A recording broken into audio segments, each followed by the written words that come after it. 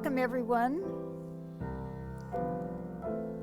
My name is Beth Green, otherwise known as Granny Rocks.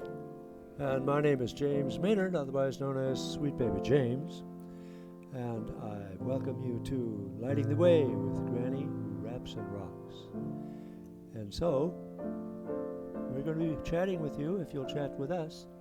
And if you're not here live, please send us a comment and Beth will respond to you. Absolutely, live. I can respond to you live if you're here live. Tonight, I want to talk about something that is very important to everyone, whoever you are, whatever species you are even. And that is, we are losing our world. And we need to stop scapegoating, and we need to face it, and we need to change the conversation from all the nonsense and start doing something about it and unify. So that is what I want to talk about tonight. So first, I would like to remind you all that lately I've been working a lot with everybody on releasing stress and reducing stress and relaxing.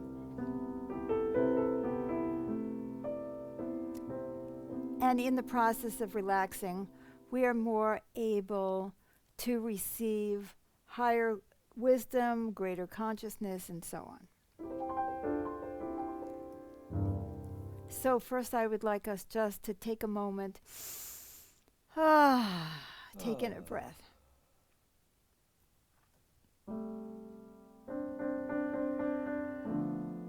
Now, when I say the words, climate change,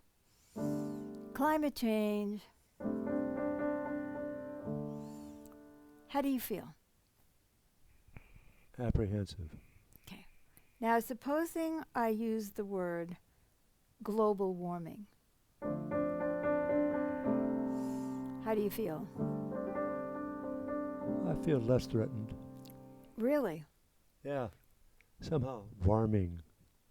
Warms the cockles of my heart. I think that's really interesting. Can you please see if we're live streaming and if anybody is with us yet? There it is. Here we go. That's wonderful. So, we already have a comment.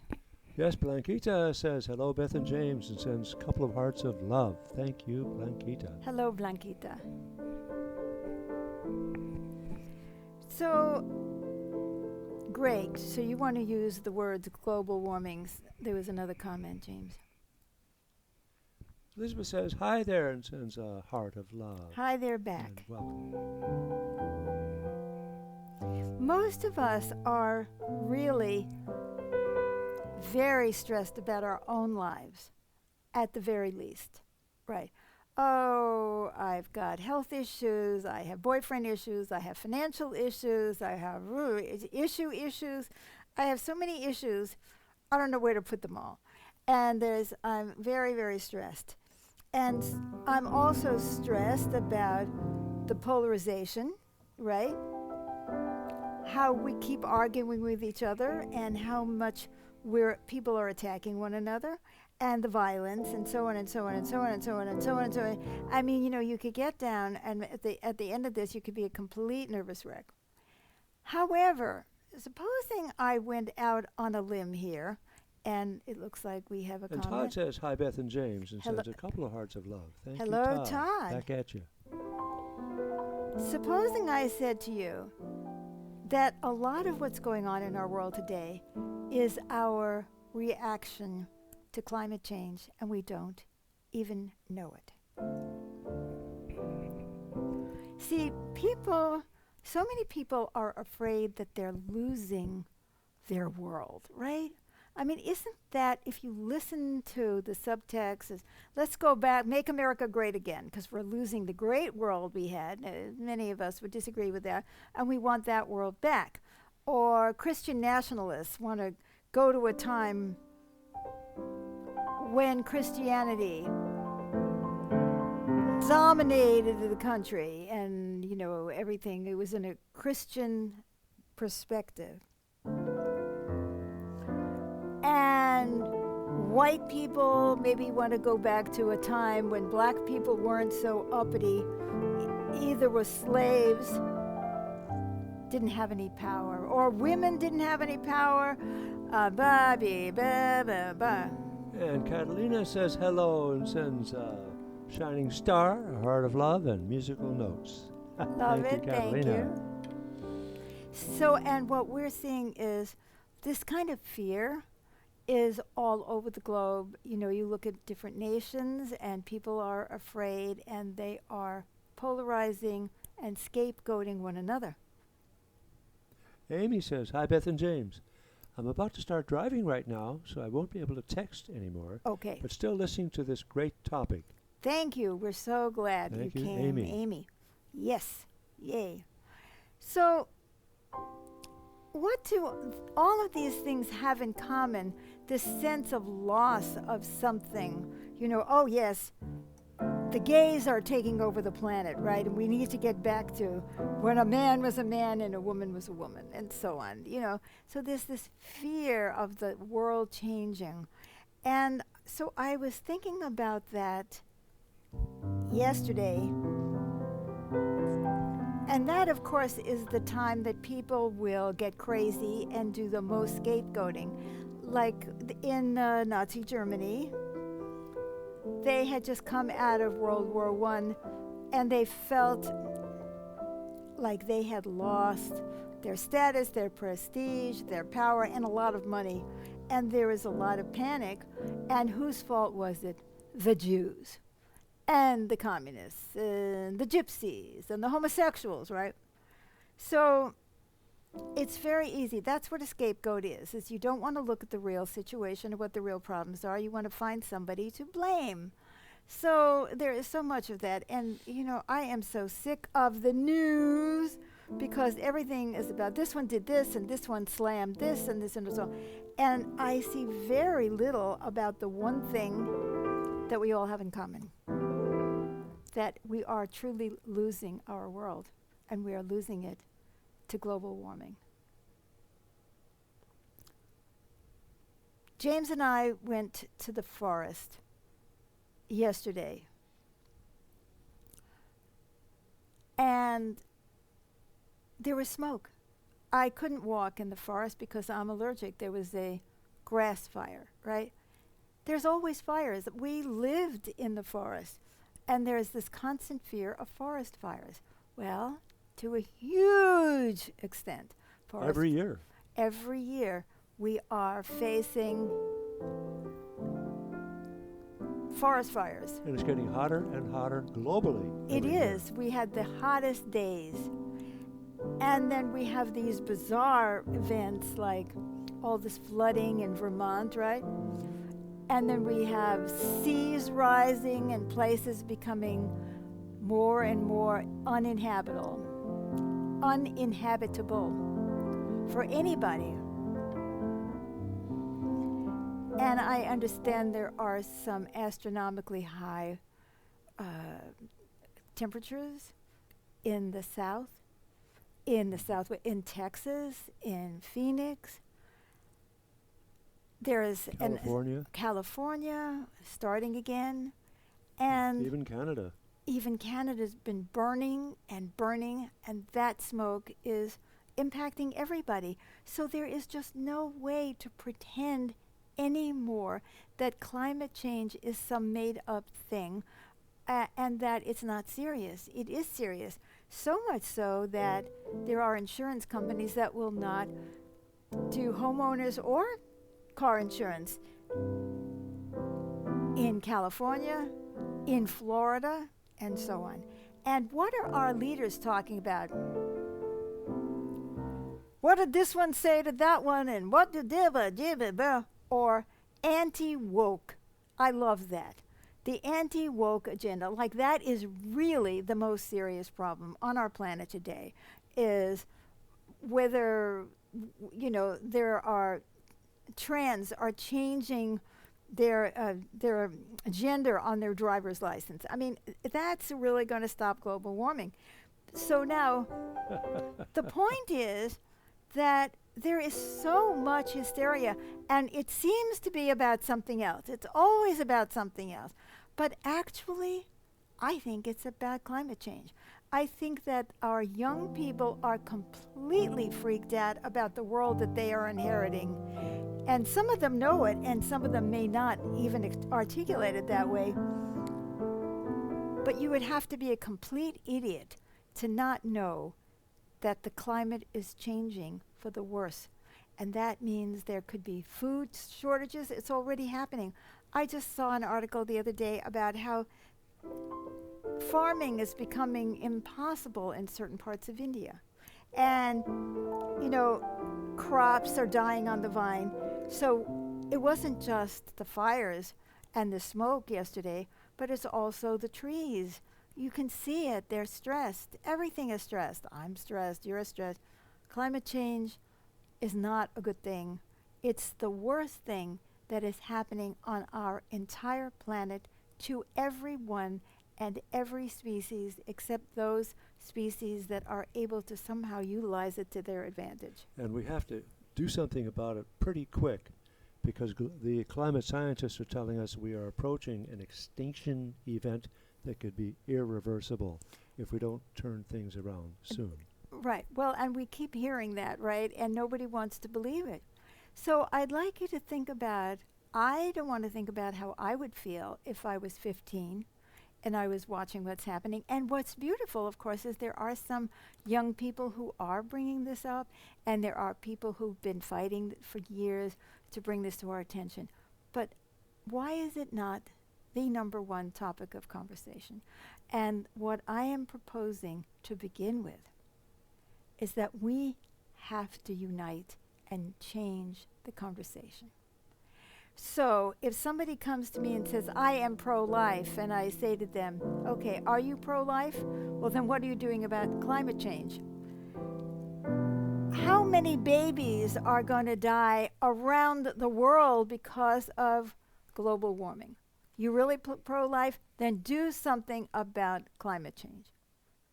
You know, you want to preserve the world that you grew up in? Do something about climate change. I can just hear the screams.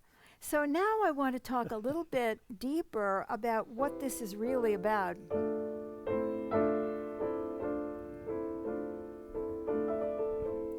This is about the ego.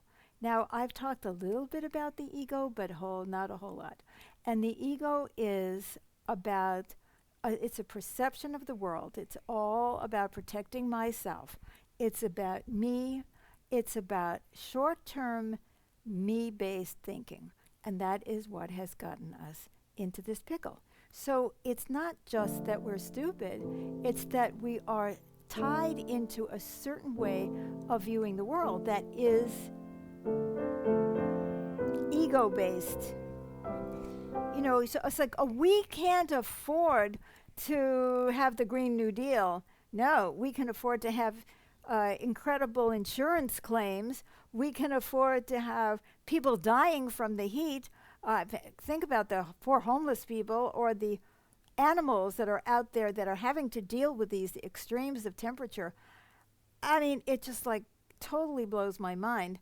But we are so used to thinking short term, like, well, what do I need to do to get a job or expand my profits or whatever it is?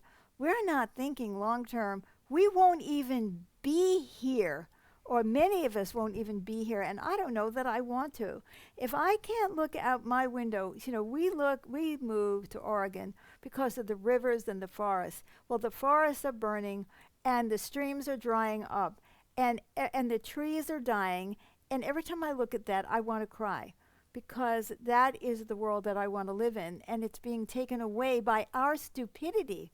And not only is it being taken away by me-based short-term thinking, but it has also been taken away by tradition. We do things a certain way. We always have done it a certain way. We always should do it. We're not great on critical thinking, and we don't do much about our real problems. And it's the same thing with healthcare. Oh yeah, we're going to solve our healthcare problem without solving the problems of climate change, pollution, and so on, we are killing our mother, the earth that sustains us. And we've been doing it for a very long time. And it's, I don't know what's going to happen to the earth, but I know that we're not going to survive, which, is neither here nor there. Maybe that's our destiny. But it all comes back to the way we think and then how we turn on each other, blaming each other for the loss instead of putting aside these things and saying we need to change the conversation and start looking at what we need to do together. What problems do we have in common? What problem that we have in common is any greater than global warming? Nothing. Nothing yet. I mean, maybe if some of our leaders get into dropping atomic bombs or nuclear bombs, that might be a more immediate threat. But this is a pretty immediate threat. Now, I want to tell you something that I just read. Many of you know about the Titanic that sank.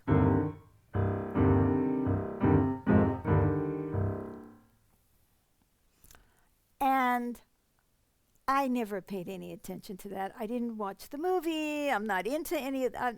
That's not my thing. Well, I was meditating on Tuesday, and suddenly, and I was very relaxed. I went into meditation, and I heard higher consciousness, God, I call it sometimes, saying, you have to deal with climate change because you're losing your world. And I thought, oh my God, this is so obvious. I don't know what's wrong with me. I'm not saying that these other issues don't exist, but I'm saying we need to change the conversation and get focused on the fact that our world is already coming to an end. And so I listened to that voice, and I heard that voice, and I knew it was true. And what about the Titanic? And then I heard, read about the Titanic. So thank you for asking me, James. So for the first time ever in my 78 years, I read about the Titanic. Well, you guys probably know this already, but I did not. The Titanic was built to carry 48 lifeboats. And 48 lifeboats would have saved every man, woman, and child on that ship. So you say, well, what happened? How come almost, over a third died? Let me see. Yeah. Over 2/3 died. Less than a third of the passengers and crew survived. So why would that be if they had enough lifeboats for everybody? Well, I'll tell you why. Because they didn't put 48 lifeboats on the boat. Now, you may know this already. I did not do that. Did not know that. They put in 16 lifeboats instead of 48. And why did they do that? Well, because it was tradition. Because it's the way it was. Because they didn't change anything. They didn't look again at, well, maybe we need more lifeboats. And, it was astounding because they had 4 collapsible lifeboats that didn't do any good and 16 wooden lifeboats.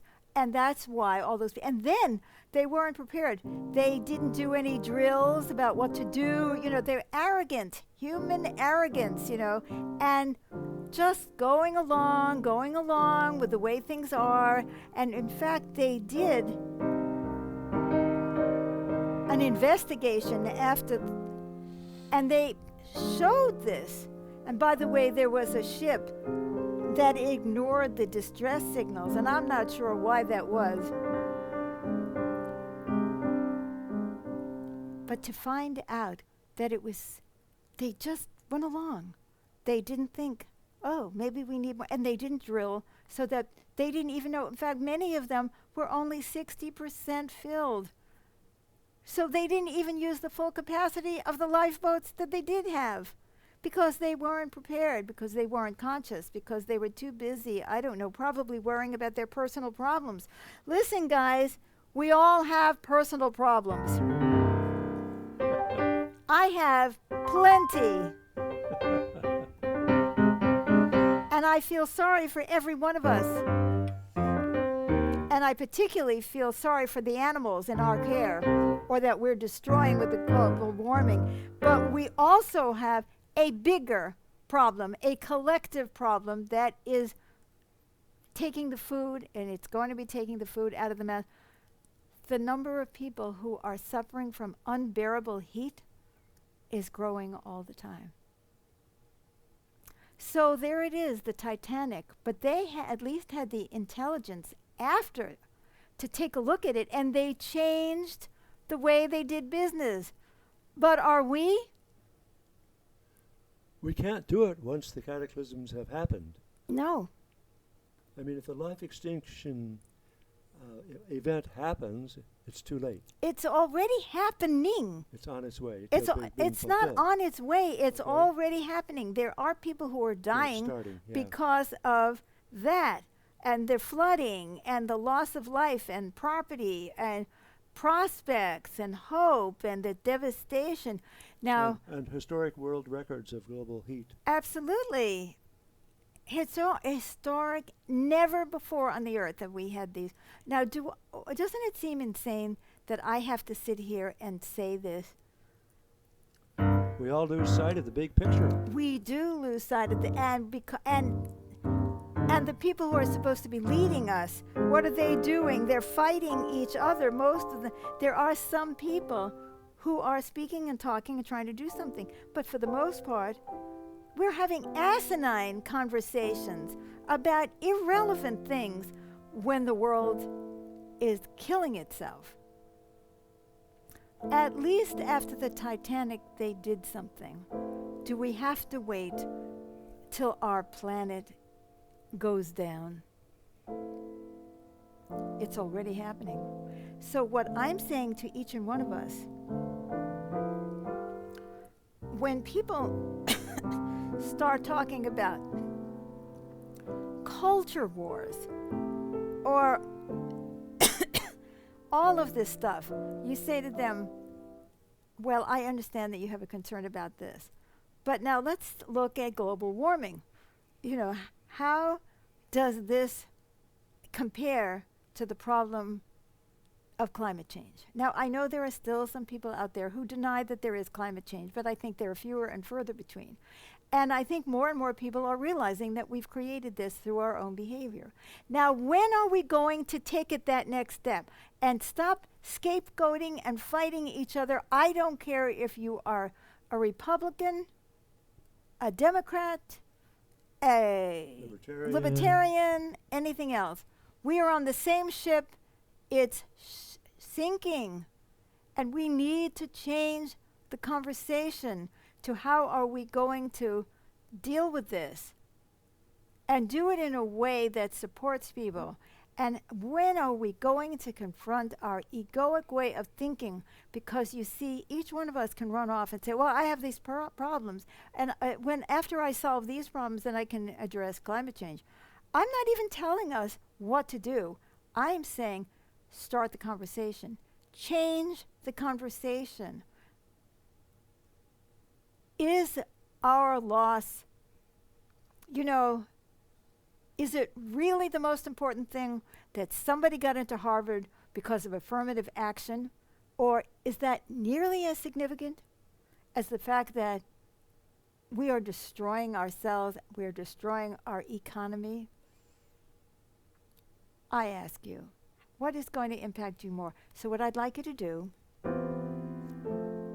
is think about how climate change is impacting your life. It's really impacting mine. I look at, it's not just this. I think, well, where can we move? Well, where can you move? You can't move anywhere. There was a time when they said, well, like in the Midwest, it's not so bad. Well, it is.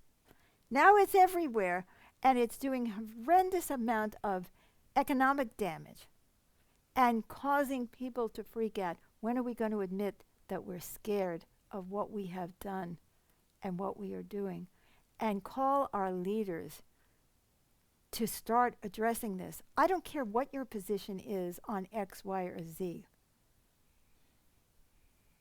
If I don't hear anything from you about discussing climate change in a way that takes it seriously and is urgent, I don't want to hear anything that you have to say. Let's change the conversation. Let's unite. Let's face the mindset that has created this and realize that if we don't care for the whole, we'll be dead. And that is the truth. You know, I wrote a book called God's Little Aphorisms, which is about sayings that I got from higher consciousness, from God. And one of them was, you cannot clean the air over one house in Los Angeles. And that is the point. The point is, you can't get out of this. You can't escape the impact of climate change. A lot of the migration issues that we are dealing with are because of climate change. People are finding themselves in less and less tenable situations and able to take care of themselves. So what do you think of that? So here we go. Elizabeth says, what ideas do you have in regards to a conversation about this? is to say, let's change the conversation. My very first idea is that we need to ask everyone to change the conversation to this, and to call upon the people who are running for office to change the conversation and stop attacking and scapegoating. And that is the first step. And I'm actually planning on starting a series of concert discussions where I would like to go into communities on the internet and just gather people in your home and invite me to come in, and I'll play my relaxing keyboard, and bring everyone into a state of relaxation so we can start not to get hysterical, but to receive guidance as to what to do.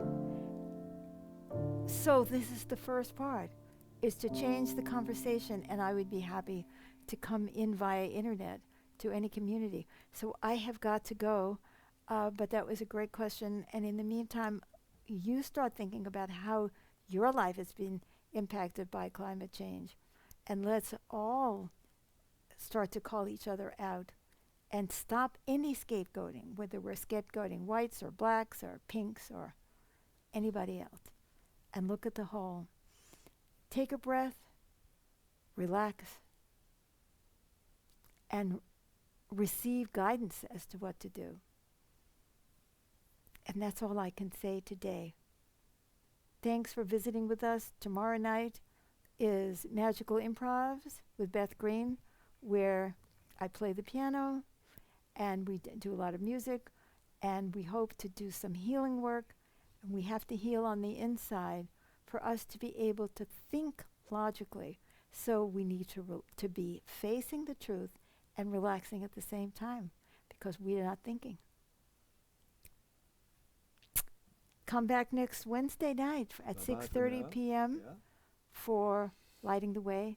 And I'll talk further on this, and I'd like you to share your thoughts too.